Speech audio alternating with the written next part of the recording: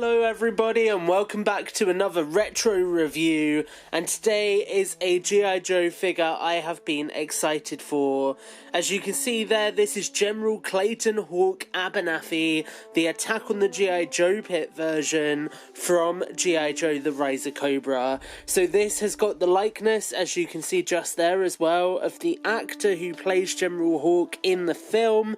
It's got the wingsuit that Baroness uses to escape the pit. It's got a briefcase, and it's a very useful briefcase. I'll tell you why when we open it up. The weapon's a pistol, and that's really it for this figure. On the back, you can see we've got General Hawk's file card and thumbprint. We've got a range of different figures. You've got Flash down there, who I might pick up soon because he tends to be on eBay quite frequently. Agent Helix, the Pit Trooper, the Power Viper, the Crimson Neo Viper, which is one that looks really, really cool, and then the Cobra Eel. So General Hawk, obviously leader of the Joes, comes with the classic Hawk-style rifle that you see with a lot of other releases of Hawk, and this is one I am really excited about. So let's crack it open. So this, for spoilers, is a figure that I've had before. I do have a loose General Hawk lying around somewhere, but for sort of my collection this time around, I've bought a lot of the characters even if I've already got them a second time, just because obviously if they are characters who have got potential reuses, like this Hawk in quite a basic uniform with the G.I. Joe t-shirt really does, then I may very well make other characters. So, cracking this open, the thing I like most about this Hawk really off the bat is that he doesn't have a gimmicky missile like a lot of the other ones. He is just really accessories that you see him with in the film.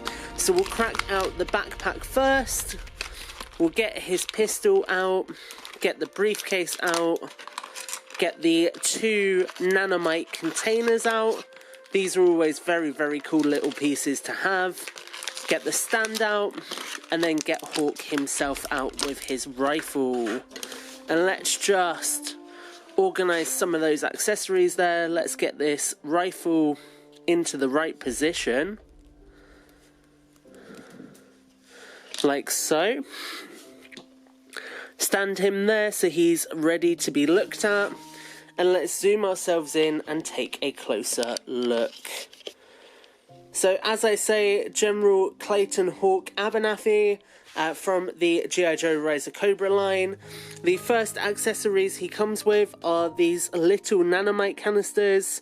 So obviously a big plot thread in the film is Cobra trying to use the nanomites to really cause world destruction. And you get those, which are a nice transparent green, as you can see, with a little bit of silver. There is even some texture work along those warheads, which you can kind of make out there. And he comes with this briefcase. Now we see a lot of these briefcases throughout the Rise of Cobra line. The reason why I say this one is great is because this is just a black tactical briefcase. So you can use this with Marauders, you can use it with other figures. It has the usual slots inside, which are kind of designed to hold these canisters, like you can see there. Although they sort of just slip away, as you can see. But this is just a black briefcase. It doesn't have the Mars logo on it like the Baroness one, which is very, very cool. Very handy, I think. We then get the small sidearm. This is basically the smaller grip version of the sidearm that came with a lot of the Rise of Cobra figures. So there were 2 versions of this weapon. The normal version, which had quite a chunky grip and a chunkier aesthetic, and then this version which has a much slender, thinner grip. So you can see if we put it into General Hawk's hand just here,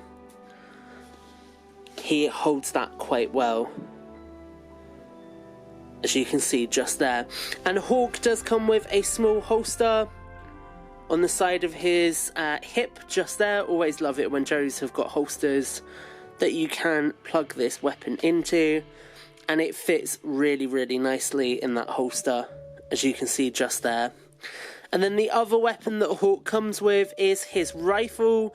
It almost has an aesthetic of like a FAL to me, or an ace. Even looking at it there, it almost looks like a modified G36 actually. I have no idea what this weapon is, but it's quite synonymous with the character. He comes with it in a lot of other versions of Hawk as well, so it's pretty cool to get that. And we do also get the base.